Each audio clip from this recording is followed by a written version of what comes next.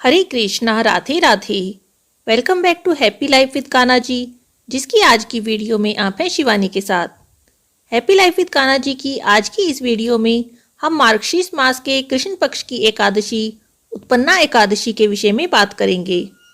बहुत सारे लोगों को ये कन्फ्यूज़न है कि उत्पन्ना एकादशी का व्रत 10 दिसंबर को रखा जाएगा या 11 दिसंबर को। तो आज इसी पर हम बात करेंगे, तो चलिए शुरू करते हैं। एकादशी देवी का जन्म भगवान विष्णु से हुआ था और मार्गशीर्ष माह की एकादशी के दिन देवी प्रकट हुई थी, यानी उनका जन्म हुआ था। इसीलिए इस एकादशी का नाम उत्पन्ना एकादशी पड़ा। धार्मिक पुराणों के अनुसार सतयुग में मुर नाम का एक राक्षस था। उसे अपनी शक्तियों पर बहुत घमंड था। इन्हीं के दम पर उसने स्वर्गलोक पर अपना कब्जा कर लिया। ऐसे में सभी देवी देवता भगवान विष्णु के पास पहुंचे और उनसे सहायता करने के लिए कहा। तब भगवान विष्णु और मुर के बीच युद्ध शुरू हो गया। यह युद्ध कई वर्षों तक चलता रहा। राक्षस मुर से युद्ध करते करते भगवान विष्णु कुछ थक से गए। इसीलिए वह बद्रिकाश्रम में गुफा में जाकर विश्राम करने लगे। मुर राक्षस भी भगवान विष्णु का पीछा करते करते गुफा में जा पहुंचा। गुफा में भगवान विष्णु को निद्रा में लीन देखकर मुर राक्षस ने उनको मारना चाहा। जैसे ही मुर ने हथियार उठाया, तभी भगवान विष्णु के शरीर से एक देवी प्रकट हुई और उन्होंने मुर राक्षस का अंत कर दिया। देवी के इस कार्य से भगवान विष्णु बहुत प्रसन्न हुए और उन्होंने कहा, देवी, आप मार्गशीर्ष माह के कृष्ण पक्ष की एकादशी तिथि को प्रकट हुई हैं, इसीलिए आज से आपका नाम एकादशी होगा। सभी व्रतों में आपका व्रत सबसे महत्वपूर्ण होगा। आज से हर एकादशी के दिन मेरे साथ आपकी भी पूजा की जाएगी। जो भी व्यक्ति एकादशी का व्रत करेगा, पूजा करेगा, उसकी सभी समस्याओं का अंत होगा, उसकी सभी मनोकामनाओं को मैं पूरा करूंगा। बस तभी से एकादशी का व्रत भगवान विष्णु को सबसे प्रिय हो गया।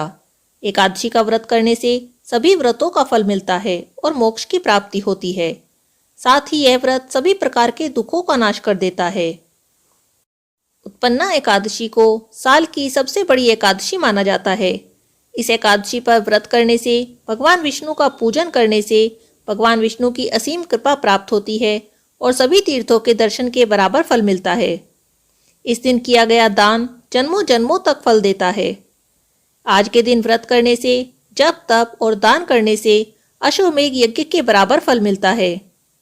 अगर आप हर महीने पड़ने वाली एकादशी का व्रत शुरू करना चाहते हैं, तो आप उत्पन्ना एकादशी से इस व्रत की शुरुआत कर सकते हैं।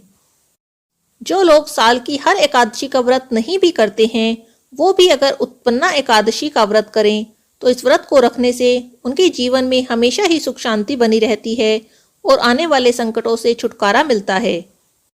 अगर कोई उत्पन्ना एकादशी का व्रत नहीं कर सकता है या कोई भी एकादशी का व्रत नहीं कर सकता है, तो उत्पन्ना एकादशी के दिन भगवान विष्णु का माता लक्ष्मी के साथ पूजन करने से भगवान विष्णु और माता लक्ष्मी प्रसन्न होते हैं और उनका शुभ आशीर्वाद प्राप्त होता है।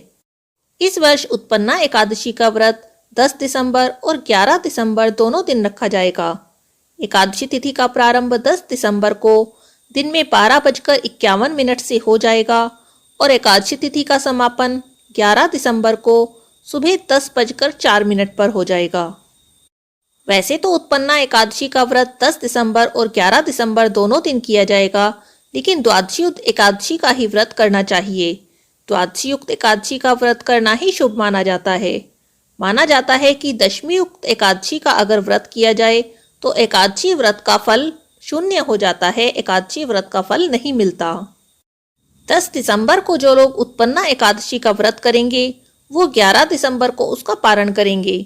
पारण का समय रहेगा दिन में 1:17 से 3:21 के बीच।